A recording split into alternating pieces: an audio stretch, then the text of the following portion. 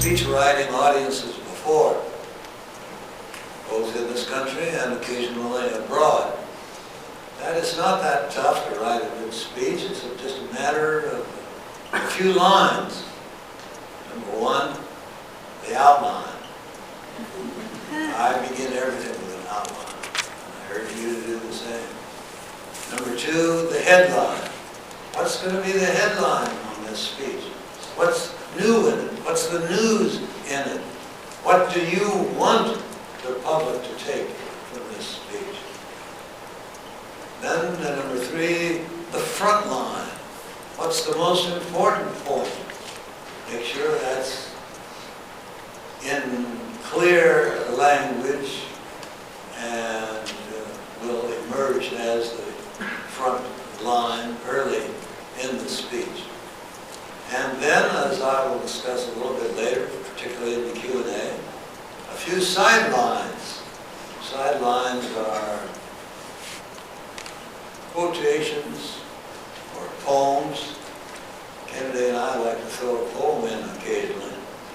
One of his less-known speeches, you can look it up on the internet, was his speech to the Irish Parliament in the summer of 1963, which was filled with quotations from Irish poetry, and they loved it. And sidelines can also be poems or other kinds of quotations. And if I can remember it, I'm going to end my talk today with one.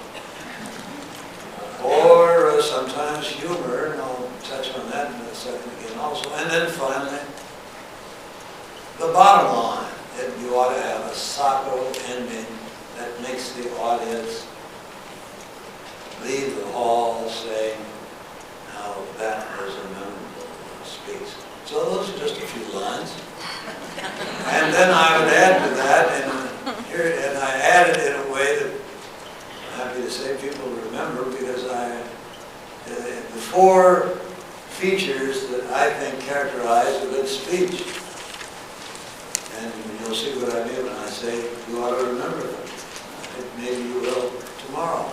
The four features characterize a good speech. Number one, clarity. That's the purpose of the outline. Number two, charity. Praise your audience. Make them feel that you're asking them to do something important, that they are doing something important. Number three, brevity. I'm still trying to tell Obama speechwriters to work on that. Because Kennedy believed anything worth saying could be finished in 20, 25 minutes, unless it was a State of the Union address, which by its nature goes on and on. And number four, levity. Not a speech consisting just of jokes, but Kennedy had this wonderful ironic wit, and not only would begin his speech with humorous comments, but would often work them into the text as well. So it's easy to remember those four characterizations: clarity, charity, brevity, levity. And that's all there is to it.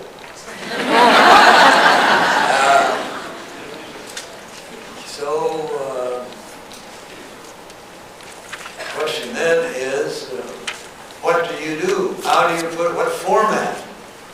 For formal occasions, whether we're talking about an address to Congress, an address to the United Nations, or an address on nationwide television, you will want, the President will want, a full text.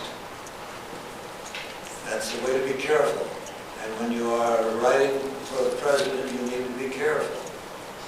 What the President says on domestic policy is politically controversial, but until the Congress does something about it, it's not much more than the President's opinion until the Congress provides the authority and the money.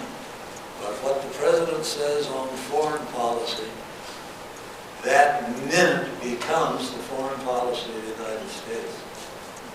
And that's a big difference, and a very big difference from writing speeches for a candidate or a senator or someone who doesn't have that kind of authority. When Kennedy was a senator and candidate, if there was a serious problem, like any other senator or candidate, he could point with alarm.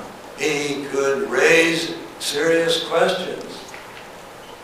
But when you're president, pointing with alarm and raising serious questions is not enough. You have to have the answers. You have to have the decisions. And that puts a new burden of gravity on the speechwriter. So full text enables you to assure that you can be careful and precise with your words. There are two problems, or two dangers of the full text.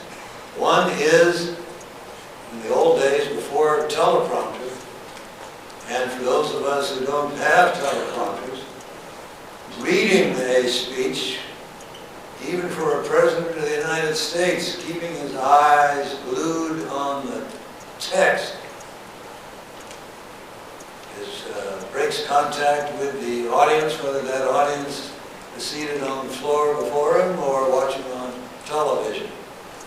If the speaker does not maintain some eye contact with the audience is going to lose interest in the speaker. The other caveat with full text speeches is one which I am in a peculiar position to note because it happened to me, and that's the caveat regarding location. I often see foreign heads of state address audiences, and there's always an enormously tall man, usually in military uniform, whose whole job is to hand in the speech as he walks to the podium. Not altogether bad idea. I will never forget arriving in Knoxville, Tennessee during the early, probably it was the year before the formal campaign, probably it was 1959. John F. Kennedy, as part of his campaign, was going to give a speech about the Tennessee Valley Authority, TVA. A subject that was dear to my heart because my father's hero, Senator George W. Norris of Nebraska, was the founder of the TVA. We arrive in Knoxville, as usual, there's a motorcade. Senator Kennedy's put into the first car with the governor or whoever it was. I'm in a fourth car with the political aide, whoever it was. We go off in different directions. My driver says, let's listen to the radio on our way to the hotel where the luncheon was going to take place. And as we turn on the radio, the announcer is saying, and now, here on this marvelous dam overlooking TVA, I have the great pleasure of presenting to you for his remarks today, the Honorable John F. Kennedy. And I say, uh-oh. Here's the only copy of the speech in my pocket. My, what that man knew about TVA.